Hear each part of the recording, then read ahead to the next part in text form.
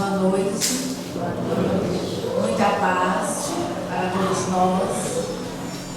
E que a energia da amorosidade esteja presente durante esse processo de busca de conhecimento, de aprendizagem para todos nós.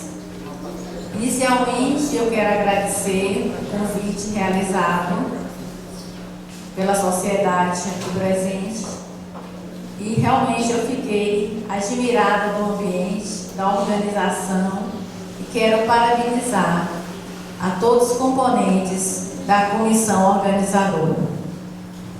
Quando eu fui convidada e programando, planejando esse encontro, eu fiquei pensando quais os conteúdos mais importantes no período de 50 minutos para vocês.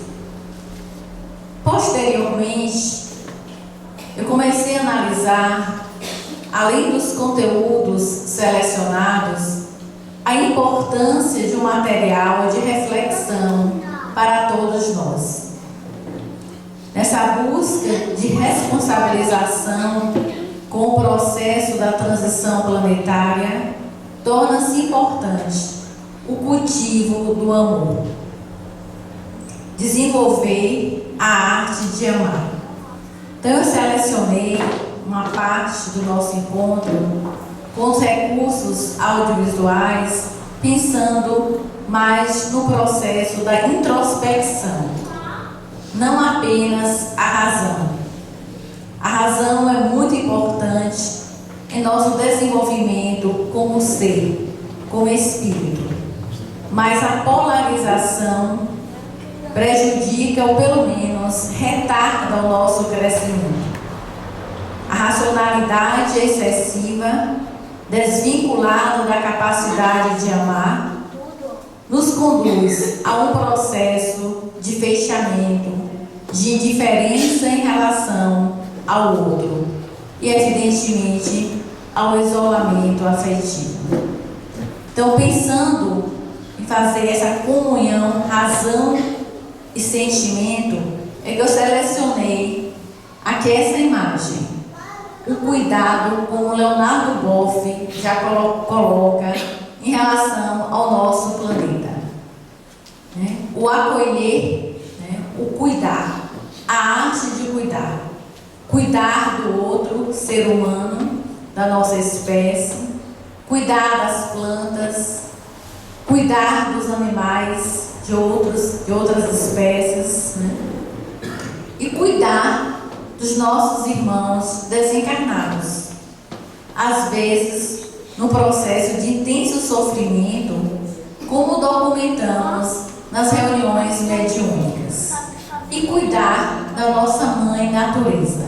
Enfim, cuidar, um verbo muito presente no encontro de hoje, que enfoca a transição planetária, onde o nosso planeta deve sair da condição de mundo de provas e expiações e alçar voo em direção ao mundo de regeneração.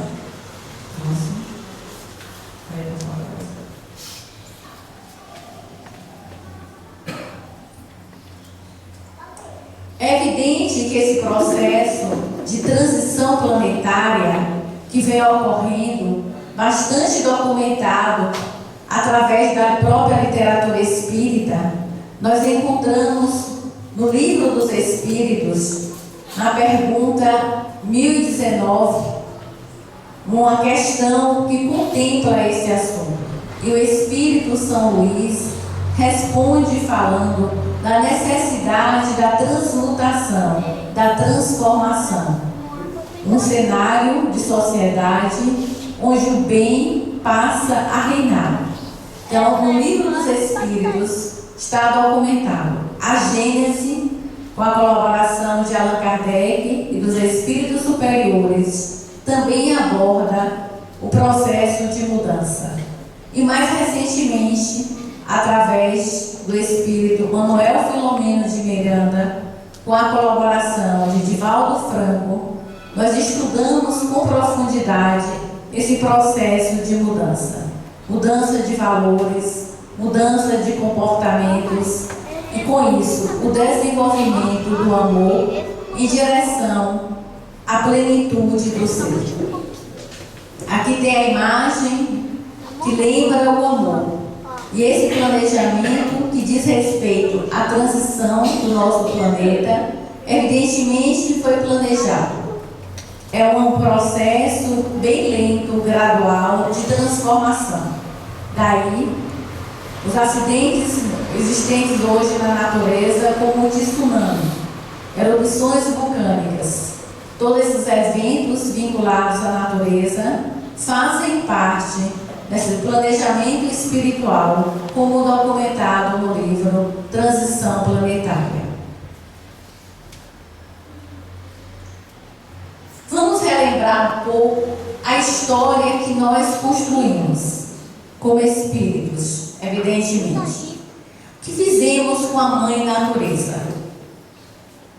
Na ânsia do ter, a busca dos bens materiais, essa busca norteada pelo materialismo e até mesmo pelo materialismo religioso, nós esquecemos de cuidar da Mãe Natureza. E hoje nós temos graves consequências essas que são lesivas ao nosso meio ambiente e, consequentemente, à nossa saúde. E aí a natureza pede socorro. Por que nós agimos assim?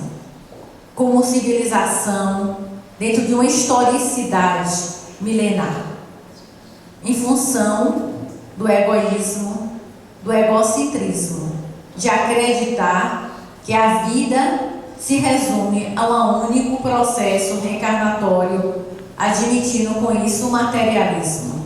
Depois, várias crenças foram surgindo ao longo da história do Ocidente, mas mesmo assim predomina o materialismo religioso.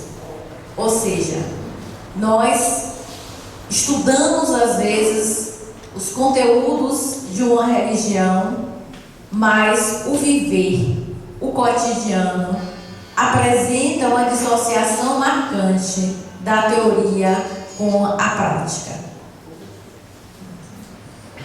E quais são as ferramentas, então, necessárias para participar, para colaborar com esse cenário que nós temos na sociedade? Da agressão ecológica, por exemplo, da exclusão social. Quantos seres humanos sem teto nós temos aqui no Brasil? Quantas situações que realmente resgatam, às vezes, um atavismo, né, que nós construímos ao longo dos anos, onde predomina o egoísmo. Cenas da nossa sociedade, onde nós percebemos o desequilíbrio do ser, tanto na parte ética, como também no contexto emocional.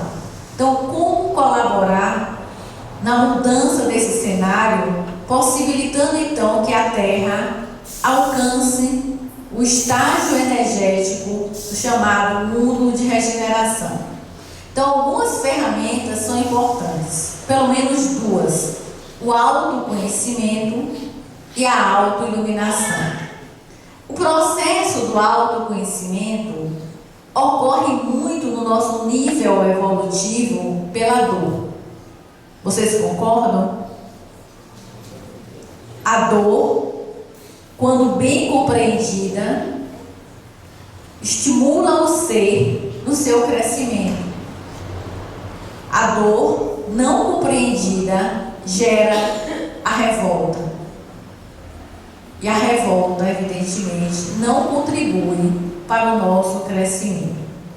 Mas muitas pessoas amadurecem com a dor física ou a dor moral. Quantas pessoas já receberam o diagnóstico, por exemplo, de câncer, o linfoma, que é conhecido provavelmente por vocês, e, diante da possibilidade da morte, realiza uma reavaliação do seu projeto de vida e, uma vez curado sob o efeito da quimioterapia, busca novos valores. O ter, que era tão importante na vida desse ser, ocupa agora um plano secundário.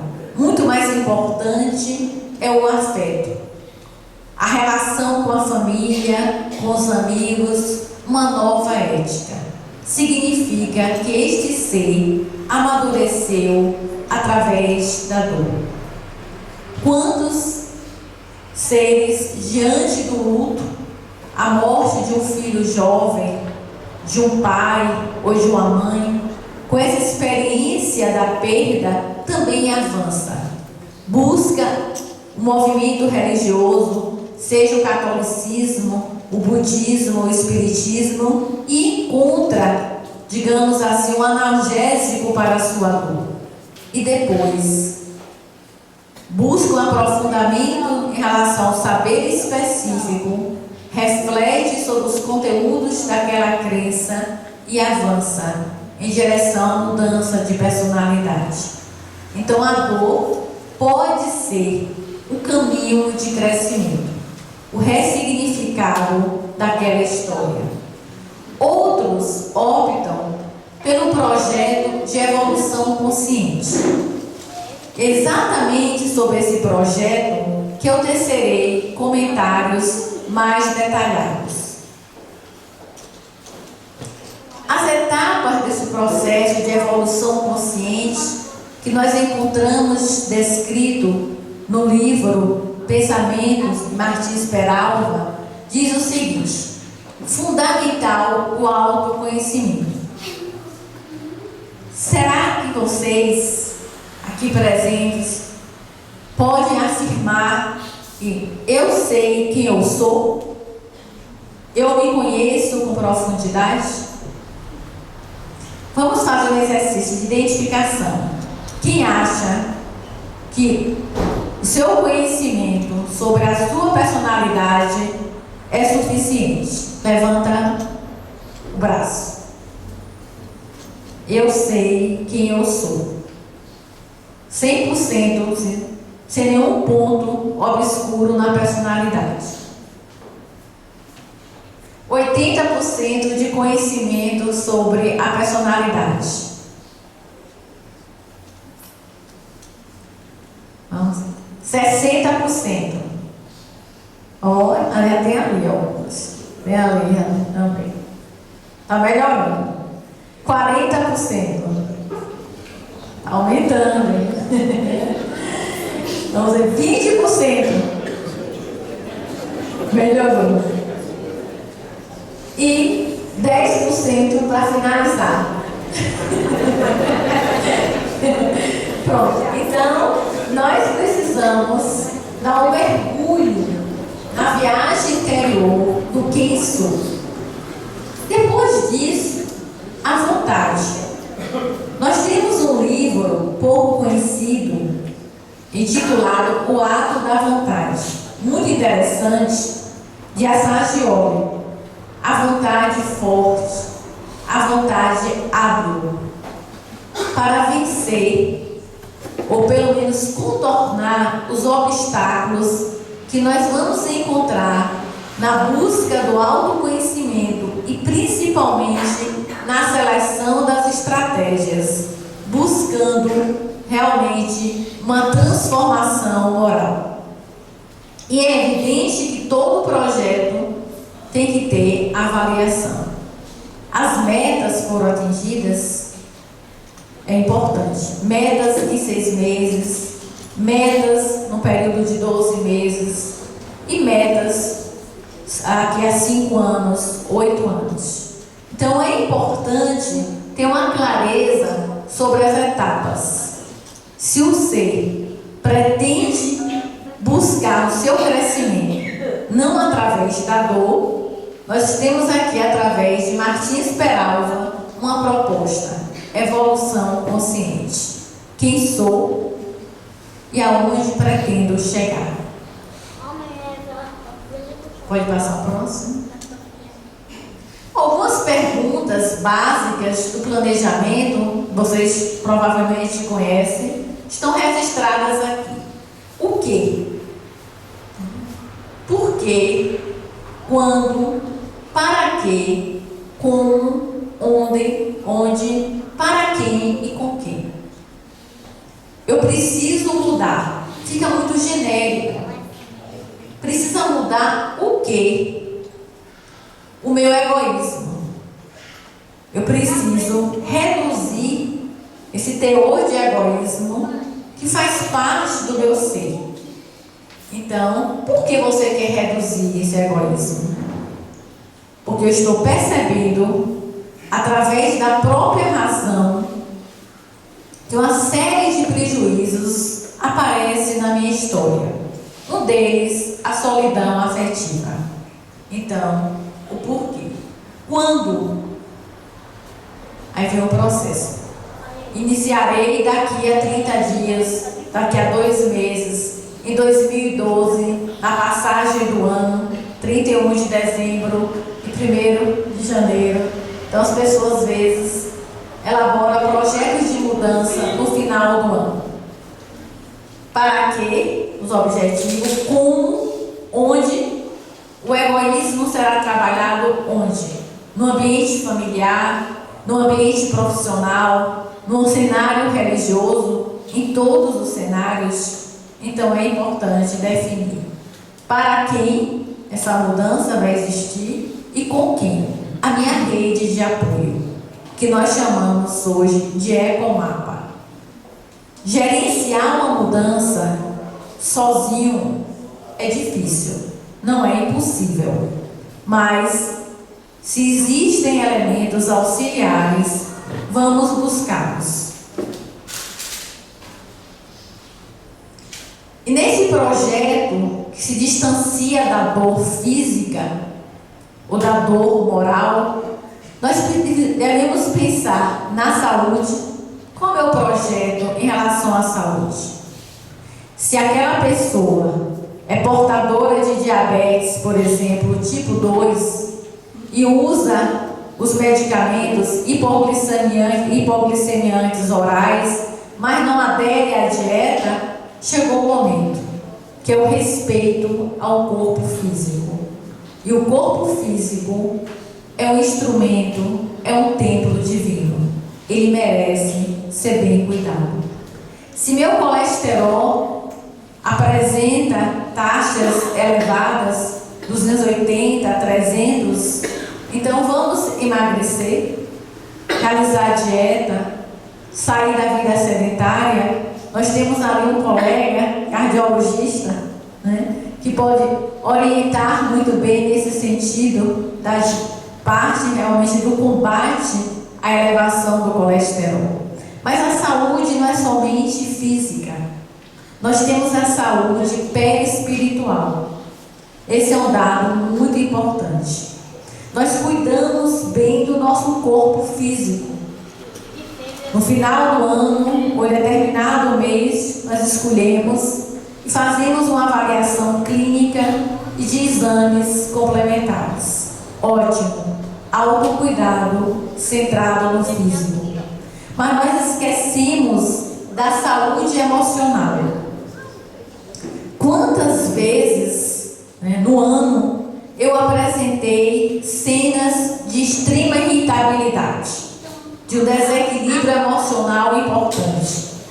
E de acordo com a medicina espírita, principalmente através das obras de André Luiz, nós sabemos que a intolerância, o estresse constante, acomete mais, lesa o centro que nós temos no perispírito, que é o centro gástrico, e ao longo do tempo, isso pode evoluir para uma agressão do físico, desencadeando o processo de cirrose hepática. Quando a pessoa recebe o diagnóstico, mas eu nunca usei o álcool em quantidade abusiva, mas você esqueceu do outro corpo, do corpo energético. E hoje você tem a doença fruto do desequilíbrio emocional, da impaciência, da intolerância, do ressentimento. Então, nós encontramos muito bem documentado, através dos livros de André Luiz, o cuidado com o perispírito. Alguns precisam da arte. A beleza da música, por exemplo. Como a música é importante. Nos momentos também de reflexão. Quando eu estou buscando uma conexão com a espiritualidade superior. Eu solicitei o nome dela? Karine, né? Que ela cantasse a música Quanta Paz, né? Quanta Luz. Muito importante para suavizar o ambiente. Essa música eu utilizei muito. Eu sou péssima nessa parte de arte, não consegui desenvolver na atual reencarnação, mas admiro e reconheço a importância da arte. Nós usamos muito essa música no momento que meu pai estava no processo de transferência para a espiritualidade. Foram 42 dias internado no hospital, numa UTI. Ele estava assim, sempre gozou de saúde física, aparentemente rígido, mas infartou.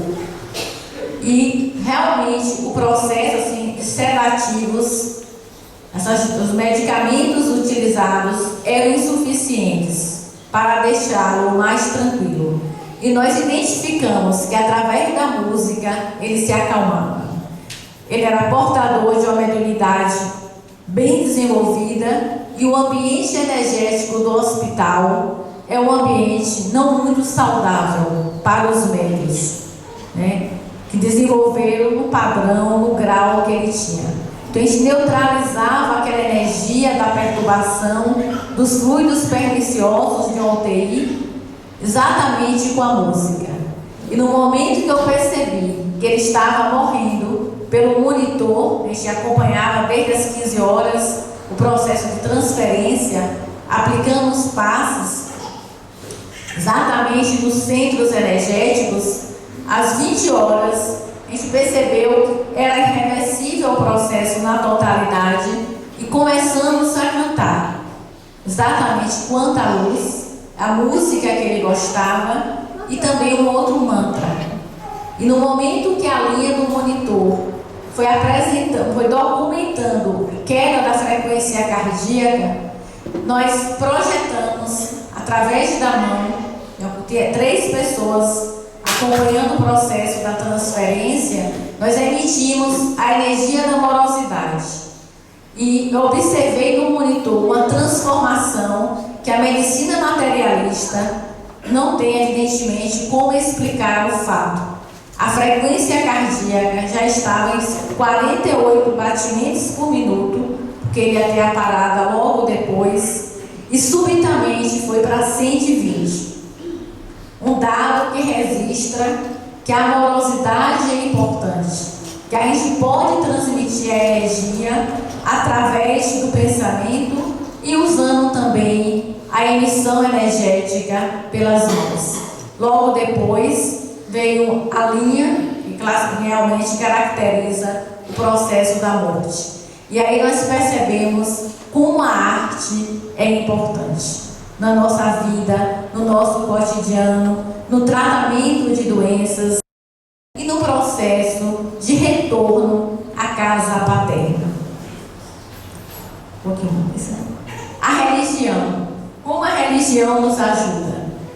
Tanto no dia a dia, no cotidiano, como também nos momentos de luto, no momento de perda. Não apenas de processo da finitude do outro, mas uma perda que é significativa para nós, né? De um trabalho relevante, de um trabalho vinculado à parte profissional ou não.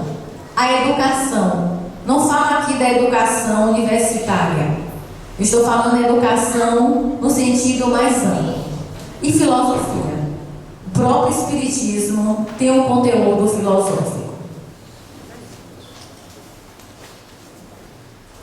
E esse projeto, como sugestão, nós temos aqui algumas ideias diretoras. Os movimentos necessários para a conquista da saúde integral. A saúde que eu falo em todas as dimensões. Físico, ético, a parte ética, a parte emocional. Centrar-se é um movimento importante. Conhecimento e cultivo de si mesmo. Quem sou? É uma pergunta que às vezes nós temos dificuldade de responder. O descentrar-se, percepção do outro no seu nível evolutivo. Compreender o outro significa desenvolver a alteridade. E supercentrar-se é a transcendência do humano. É romper com essas barreiras que nós temos, que facilitam a visão distorcida do eu e o mundo espiritual. Eu e o mundo externo. Na transcendência, meu processo de consciência ultrapassa evidentemente o estado de vigília.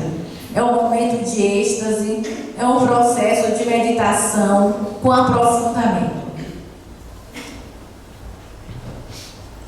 E aí que nós temos aqui essas duas imagens que retratam a busca do conhecimento. Às vezes, vamos buscar mecanismos de defesa, porque nós não suportamos conhecer na totalidade o nosso ser. Outro processo do autoconhecimento, nós utilizamos a psicologia junguiana também, evidentemente que ancorada pela doutrina espírita. É importante desenvolver todas as funções da nossa matriz psíquica. Desenvolver sim o pensamento, a razão. Desenvolver a intuição através da prática da meditação, da oração. O sentimento. Todo o sistema de gradação do amor, da evolução do amor possessivo ao amor incondicional. E a sensação também é importante. Então, no nosso projeto de crescimento, todas as funções são importantes. Por exemplo, colaborar na limpeza do centro é sensação e é importante. Quem conseguir ornamentar o centro dessa forma significa que desenvolveu bem a função sensação. Isso faz parte da nossa busca de crescimento, que às vezes o ser comete um equívoco. Eu preciso de muita cultura espírita, mas eu não posso colaborar, por exemplo, na distribuição da sopa para os seres em regime de exclusão social. Então, leitura, palestras, eu posso participar, mas sopa, cortar verduras, não. Então, o projeto está fragmentado. É um projeto incompleto. Todas as ações são importantes. Participar, por exemplo, da reunião mediúnica, possibilitando o intercâmbio interexistencial, amenizando o sofrimento dos desencarnados, é uma tarefa digna, uma tarefa nobre. Participar realmente da higiene local, ambiental aqui, também é relevante. Significa que eu preciso desenvolver todas as funções da nossa consciência. A descoberta de quem somos. Segundo Joana de Ângeles, e também através da psicologia junguiana, todos nós usamos máscaras. Vocês discordam? E as máscaras, elas são importantes. Esse é um detalhe. Porque através das máscaras, nós conseguimos construir uma rede social. Não é possível no nosso estágio evolutivo realizar um desnudamento do nosso ser no sentido da totalidade com o outro. Então as máscaras, elas são importantes. Agora, No momento que eu confundo a minha realidade, o meu eu, com aquela máscara, o problema já começa aí. Vamos exemplificar. Na minha busca de autoconhecimento, eu chego à conclusão que eu sou extremamente honesta. As pessoas que convivem comigo também dizem a mesma coisa. E eu acredito. A partir daí, eu não vou investir mais no crescimento da honestidade. Porque eu estou, digamos, com nota máxima, nota 10. Então, essa identificação com a máscara confunde o nosso ser e retarda o nosso crescimento. Eu preciso ter uma clareza das minhas limitações. Recentemente, eu estava participando de um concurso em uma instituição de ensino e no final você tem que fazer um relatório bem documentado sobre todos os fatos que foram desenvolvidos durante o concurso. E o colega, no momento que eu estava fazendo o relatório e fiz a leitura, ele disse: mas você foi corretíssima, até demais. Ele disse: eu não sabia que tinha isso. Corretíssima até demais. Ou você está correta ou não está, né? Então eu acho assim, mas no olhar dele existia um rigor. Ele disse: não é rigor, as normas estão aqui. Nós estamos seguindo as normas. Então é o correto. Então esse é um dado importante, porque nós precisamos das máscaras, mas eu tenho que ter clareza que é uma máscara que eu estou usando, que é importante. Eu não posso chegar em todo o cenário, às vezes completamente desconhecido, pessoas que não cultivam afetividade em relação à minha pessoa e dizer o seguinte: eu tenho um grave defeito. Não posso fazer isso. Porque o estágio evolutivo que nós vivenciamos impossibilita essa sinceridade. Agora eu tenho que ter clareza, certeza que eu estou utilizando essa máscara porque ela é importante. Mas eu ainda não sou aquilo ali. Eu ainda não tenho aquele talento. E segundo Joana de Ângeles e também Jung, todos nós temos o lado sombra. Vocês sabiam disso? A sombra é o material do inconsciente que fica bem guardado, mas às vezes ela assume o comando dos nossos atos. Esse é um dado importante. É um material primitivo, um material que deve ser transformado na viagem evolutiva. Então alguns negam a sombra. Eu relembro de uma senhora, eu estava participando, coordenando uma vivência, que eu a solicitei que ela fizesse identificação de uma dificuldade, de algum traço de personalidade que ela precisava amadurecer. Ela disse: vou pensar, um momento. Pensou. Depois disse: eu não tenho. Eu não consigo identificar nenhum defeito, nenhum nó na minha personalidade. Meus familiares me chamam de santa. A máscara presente. E ela diz: eles me reconhecem como um ser mais evoluído, tanto que eu decido por eles. Olha aí o problema. Eles não sabem decidir. E eu perguntei: qual a idade? Um tem 27 anos, o outro tem 22 anos e a outra acho que tinha 20 anos. Eu decido por eles. E ela disse que não tinha nenhum problema, nenhum nó na estrutura da personalidade. É a negação. Às vezes, no nosso cotidiano, nós lidamos dessa forma, com a projeção. Eu enxergo em você o que existe em mim. é a projeção. Às vezes, José ou Mário é um ser que irresponsável, o comportamento severo da responsabilidade. Mas na realidade, estou falando do meu mundo inteiro. Nós que eu tenho na personalidade. E tem também a repressão. Eu tenho consciência, né, que eu preciso avançar, mas eu opto por isso aqui.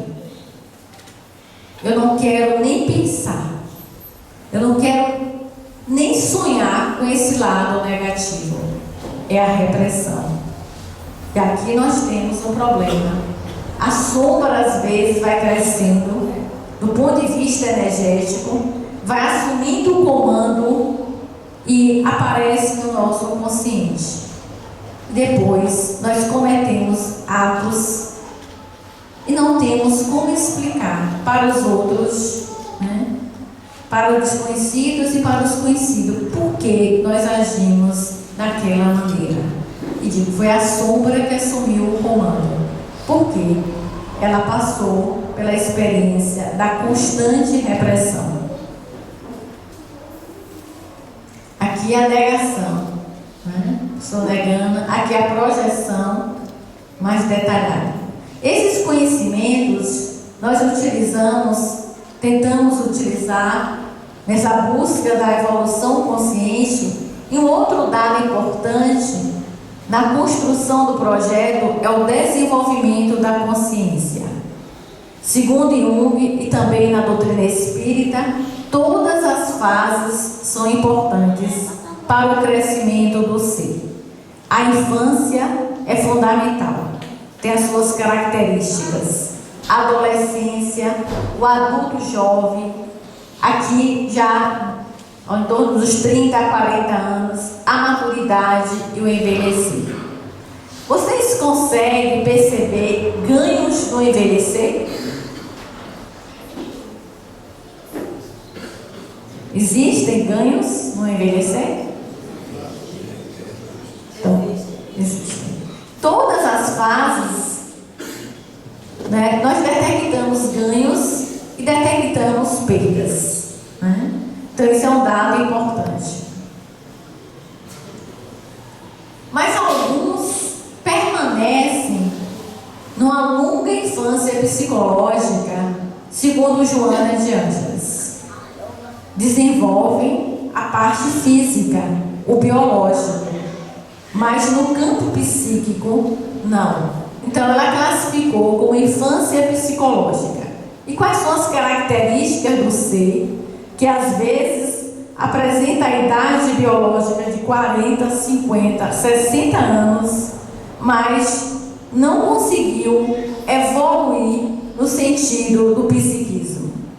Então é aquele ser que busca constantemente amparo nas pessoas que considera mais fortes. Busca um tutor ou uma tutora.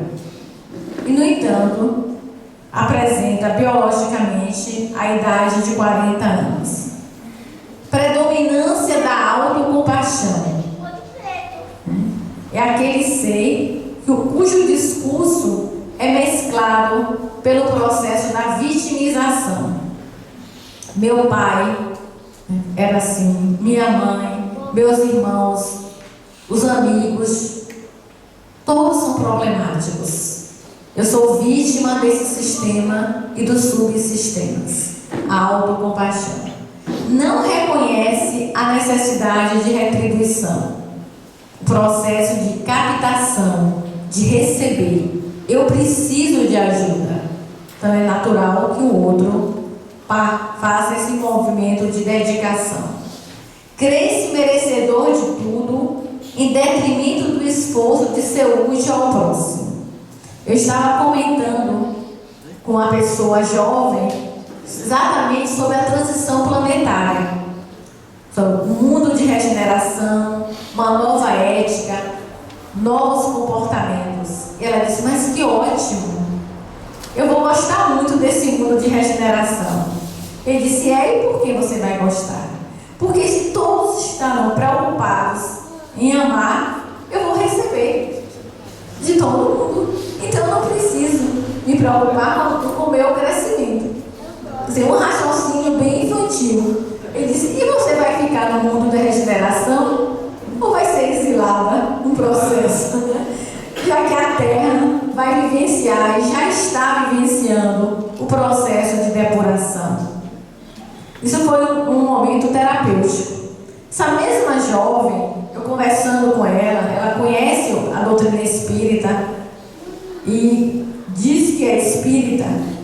Ela acha que é espírita. Ela disse o seguinte: eu expliquei parte desse encontro de hoje, da busca da evolução, né? Um movimento de libertar-se da dor, e disse, olha, você vai fazer parte dessa vivência e no próximo encontro, daqui a uma semana, você retorna e vai tentar pontuar no nosso encontro o que você precisa melhorar quanto à sua personalidade. Ela tem a síndrome da vitimização. Ela diz, nem precisa, eu já entendi tudo. Eu só tenho uma dúvida do meu projeto de crescimento. Ele disse, qual é? Eu não sei se eu vou usar esmalte cor-de-rosa ou vermelho. Ele disse, eu tenho a impressão que eu falei latim ou hebraico para você. Sua preocupação é essa? É, porque eu tenho que ser bem comportada e agressiva, geralmente. Então eu tenho que me comportar muito bem. E aí eu não sei se eu devo usar esmalte vermelho, né? Porque eu tenho que ser bem comportada agora. Talvez o de cor rosa fique melhor, não?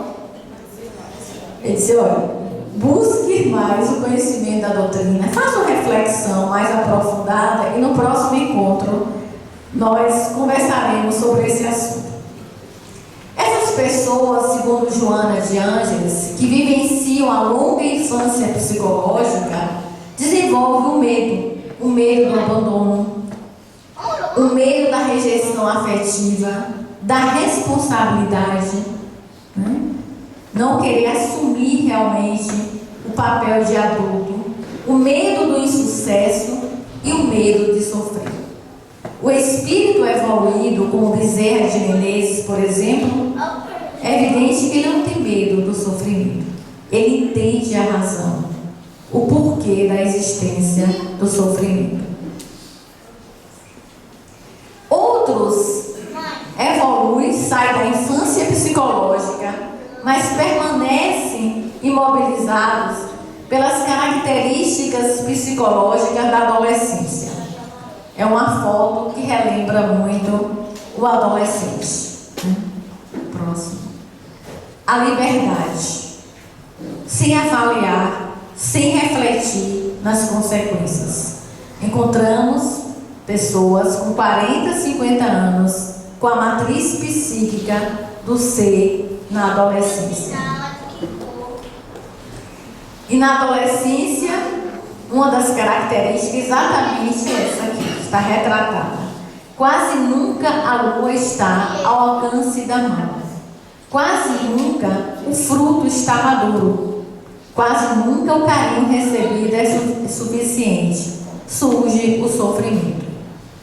Já que o adolescente vivencia um processo de ambivalência, um processo ainda de não consolidação da sua identidade. Mas nós vamos encontrar idosos com 80 anos que apresentam este quadro aqui da constante insatisfação. É necessário nessa busca de elaboração do projeto de evoluir, exatamente buscando colaborar na transformação do planeta, o desapego. Vocês têm apegos?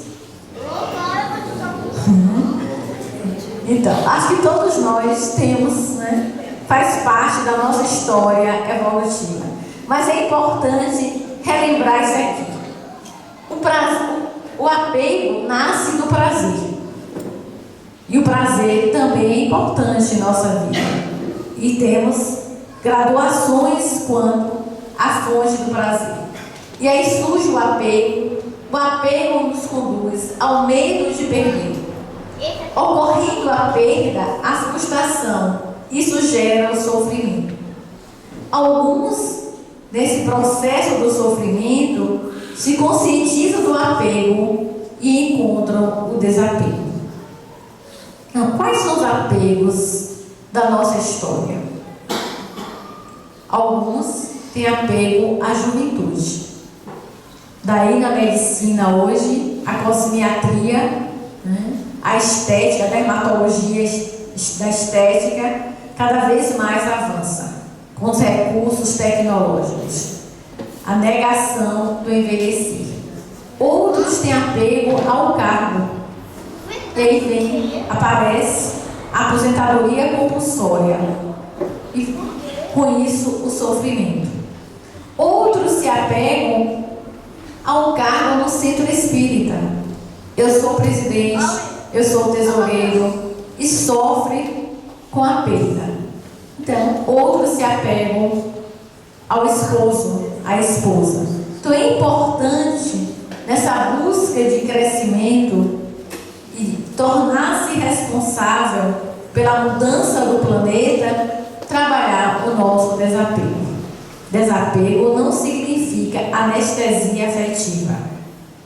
Não significa indiferença afetiva.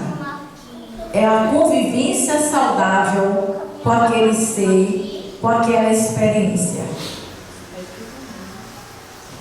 Outros, também nesse projeto de crescimento, vivenciam a normose. Tudo isso faz parte da autodescoberta. Quais os meus apegos? Quais os meus talentos? Quais as minhas sombras? E aqui nós temos, será que eu vivencio o processo da normose, que foi definida pelo antropólogo Roberto Crema e pelo filósofo Jean Leloup, que diz o seguinte: normoses são normas aprovadas por um consenso ou pela maioria e que levam a sofrimentos posteriores. São utilizadas sem que a maioria tenha consciência da sua natureza patológica. Se todos fazem na nossa sociedade, se todos agem dessa maneira, por que eu farei diferente? Se no trabalho, como funcionário público, por exemplo, às 16 horas, as pessoas estão desligando os computadores, porque às 17 horas finaliza a carga horária de trabalho, por que eu vou ficar trabalhando até 16h50? Se meu colega já foi embora, então eu também vou. Isso chama-se normose, adaptação ao patológico. Será que nós temos a normose do consumo? Nós estamos passeando numa área comercial que tem ali liquidação. Sapatos, por R$80. O valor 200, o valor anterior. Aí eu vou comprar porque está por R$80. Você precisa sapato? Não, vou guardar. Aí chega numa boutique, aquela roupa muito bonita, eu não preciso, mas eu vou comprar porque está em liquidação. Então é a normose do consumo, Normose da propriedade. Eu preciso acumular bens. Mas por quê? Porque eu tenho meus filhos e eles vão herdar. Mas será que é importante? Não é melhor investir na educação dos seus filhos? Educação multidimensional, tanto do intelecto como também no sistema de valores? E aí vem a normose da propriedade. Normose racionalista. Só acredito naquilo que a ciência explica.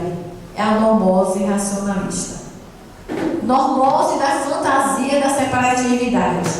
Eu e mundo espiritual. É normose da separatividade. Nós temos um livro de Pierre Vai, que é a Neurose do Paraíso Perdido, que estuda bem essa parte, a fantasia da separatividade. E a normose do sucesso. Eu preciso do sucesso, em todos os sentidos. Surge o apego, e isso pode gerar um sofrimento. Então, no nosso projeto, vamos identificar, realizar essa avaliação e, a partir daí, buscar estratégias, né, que possam minimizar o problema. A normose conduz ao egocentrismo, ao empobrecimento das propostas. O ser permanece vinculado muito ao ter. Pouca disponibilidade para reflexão, porque eu copio a história dos outros. Eu não tenho uma história própria. E a miopia espiritual. Eu não consigo captar, enxergar as mensagens da espiritualidade enviadas através do sono, ou através de uma reunião mediúnica, ou através da literatura espírita. Então, é muito importante esse momento de identificar o processo de normose na nossa história. E eu trouxe aqui essa parte de John Lennon, relembrando John Lennon no sentido dos talentos, como todos os talentos, e temos também os aspectos sombrios. Ele diz o seguinte, tem movimento, né? Fizeram a gente acreditar que cada um de nós é a metade de uma laranja e que a vida só ganha sentido quando encontramos a outra metade. Não contaram que já nascemos inteiros, que ninguém em nossa vida merece carregar nas costas a responsabilidade de completar o que nos falta. É uma mensagem dirigida para aqueles que sofrem da solidão afetiva. Vamos refletir sobre isso. Próximo. Fizeram a gente acreditar que só uma fórmula de ser feliz, a mesma para todos. E os que escapam dela estão condenados à marginalidade. Não nos contaram que estas fórmulas são erradas, frustram as pessoas, são alienantes e que podemos tentar outras alternativas. Esse é um dado importante no curso que eu fiz com um grupo de Paris, onde os professores colocavam a coragem de ser diferente. Se você já apresenta, já tem consciência do seu nível evolutivo, que difere dos outros, siga o seu caminho. Elabore um projeto diferente e escreva um livro diferente. Todos nós estamos escrevendo um livro, a nossa biografia. Então, a coragem de ser diferente significa romper. Significa romper com a normose. E aqui é exatamente o que John Lennon coloca. Todos devem cursar a universidade. Será? Mas por que isso agora? Todos. Ótimo, se você, é prazeroso para você, se você tem um projeto de vida que necessita dos conhecimentos da faculdade, ótimo. Mas nós vamos encontrar pessoas sem uma profissão definida e que desenvolveram a amorosidade. E às vezes são mais úteis.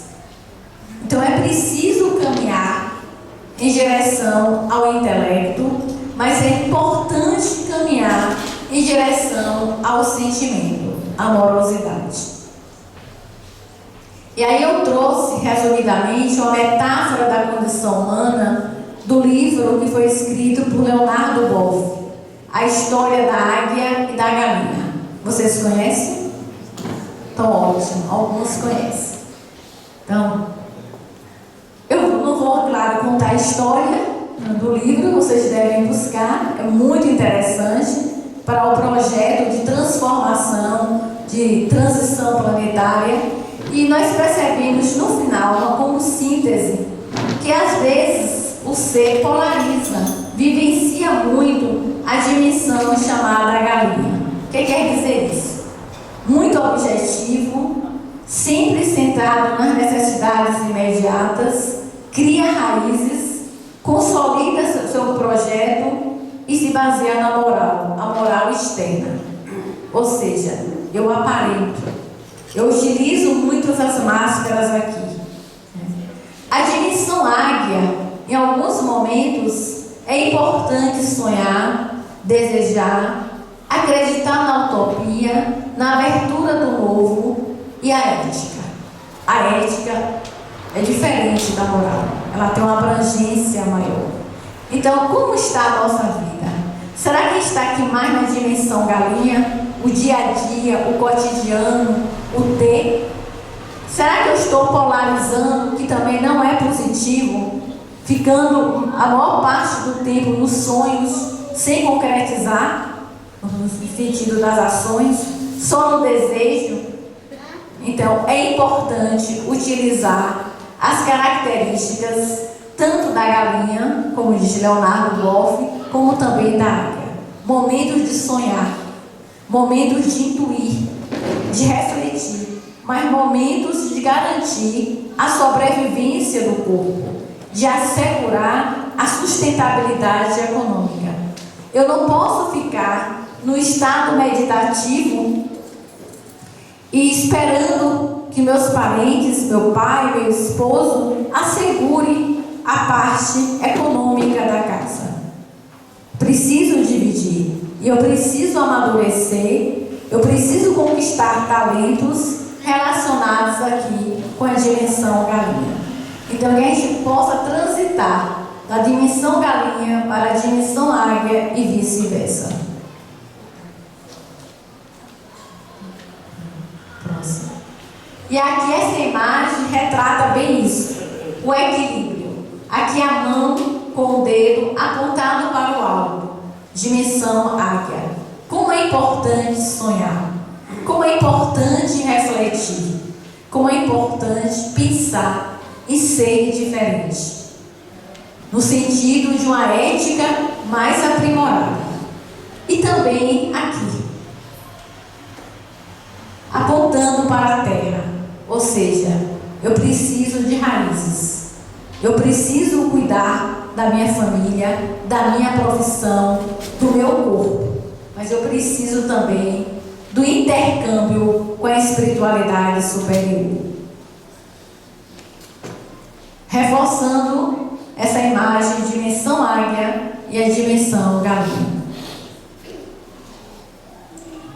E nesse projeto de vida, de evolução consciente, tentando contribuir também para a transformação do planeta, um mundo regido por uma ética mais evoluída, mais diferenciada, eu posso fazer uma análise das lições das vidas passadas ou do passado recente.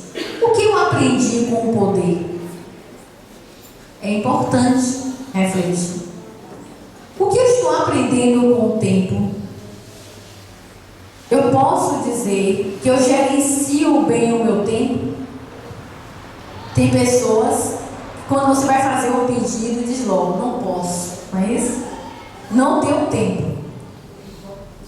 Será que essa pessoa não tem tempo ou não consegue gerenciar bem a unidade, a variável tempo? Né? Então, como eu uso o meu tempo?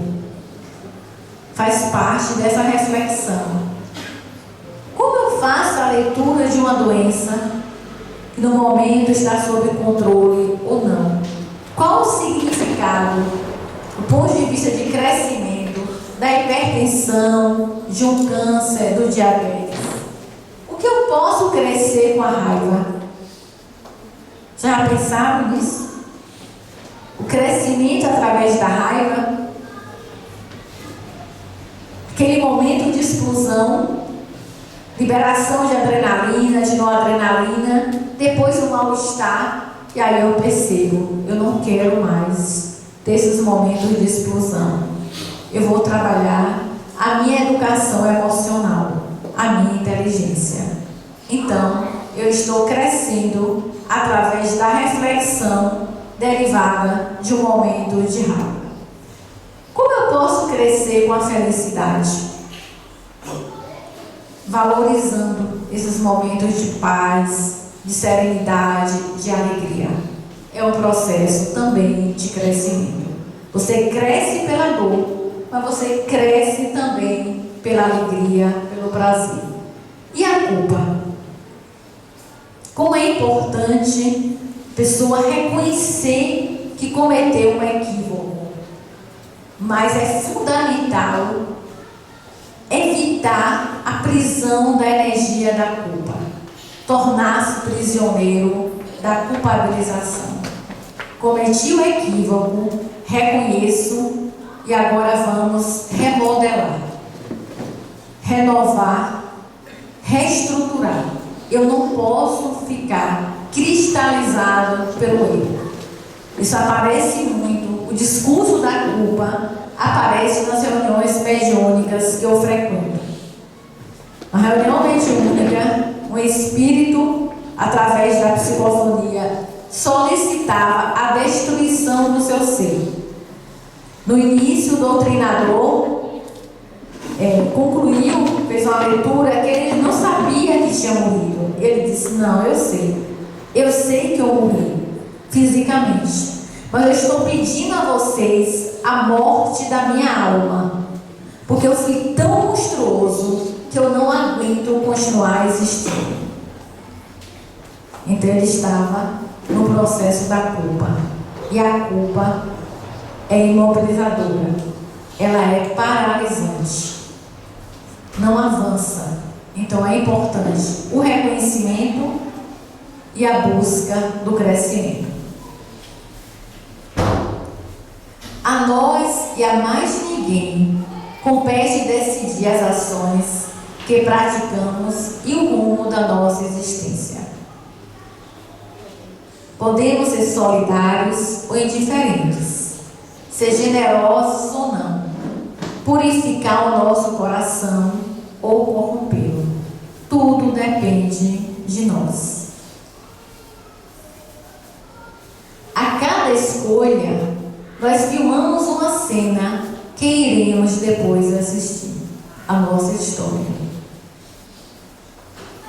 E aí eu gostaria de reduzir a luminosidade do cenário. Nós vamos agora, é um convite que eu estou realizarmos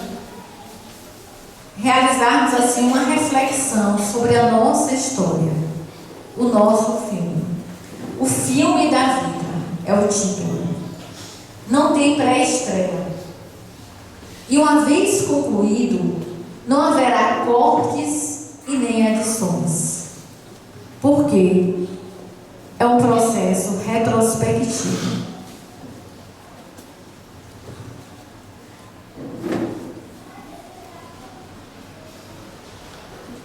Você é o roteirista, diretor e ator principal do filme sobre a sua vida.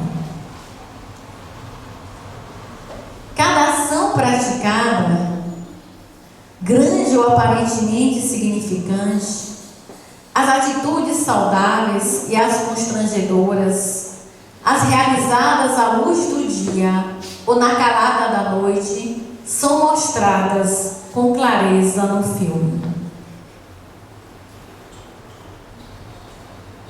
Eis o filme da sua existência. Então eu solicito que vocês agora, se possível, fechem os olhos, as pálpebras, busquem uma postura bem confortável para o corpo físico e façam uma análise retrospectiva do seu viver. E tentem identificar talentos que vocês possuem. Talentos relacionados com valores, com o nosso sistema ético. E também identifique alguns nós, que nós chamamos hoje na psicologia de desafios.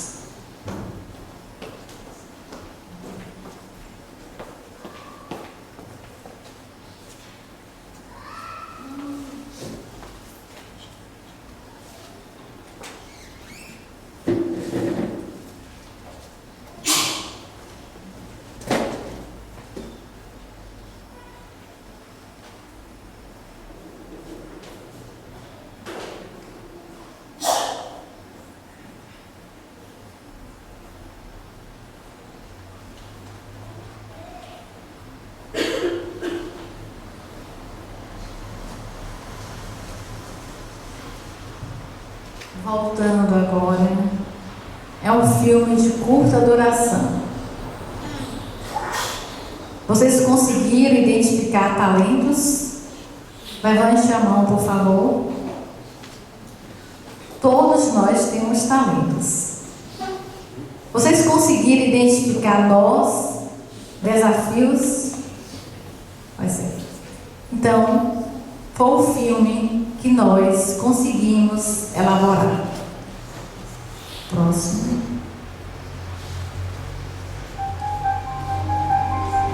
Quantos ciclos reencarnatórios já vivemos? O que aprendemos nas inúmeras reencarnações? São os nossos talentos.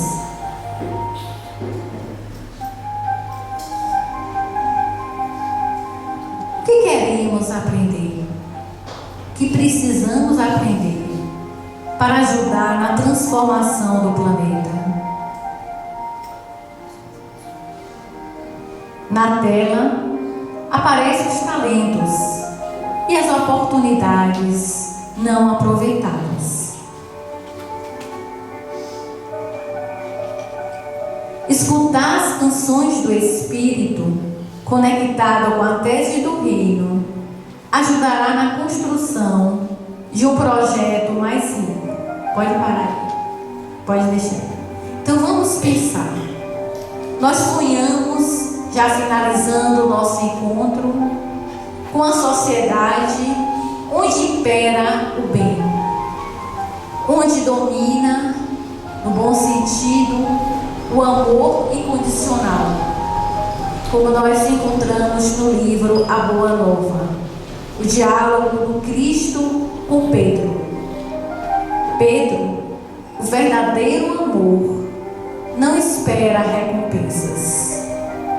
A arte de dar é a essência da sua vida. Então vamos sonhar com a águia, sonhar nesse universo onde realmente nós partilhamos da alegria do outro, quando a felicidade do outro é a minha felicidade, onde não existe grades, onde não existe agressões, onde não existe a busca do acúmulo dos bens materiais em detrimento de uma ética mais evoluída, onde os hospitais são poucos, porque o cuidado, as medidas de promoção à saúde são mais importantes no nosso cotidiano, onde nós encontramos o amor à natureza, o cultivo, realmente a planta, o cuidado com os animais, enfim, onde o ser é muito mais importante do que o ter. Com este sonho, plasmando essa energia de um sonho aparentemente utópico e buscando a concretização na vida, no momento em vigília, no nosso dia a dia, nós estamos ajudando o planeta nesse processo de transformação, de metamorfose, das provas e das expiações para o mundo de regeneração. Então eu agradeço a todos vocês esse momento que escutaram com paciência a minha fala. Agradeço a comissão organizadora, parabenizo também o movimento espírita de Santo Antônio de Jesus. Obrigada a todos.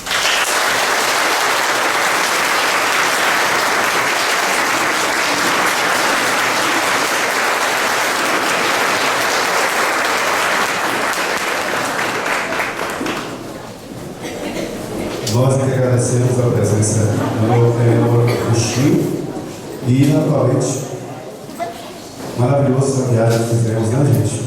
Bom, vamos lá.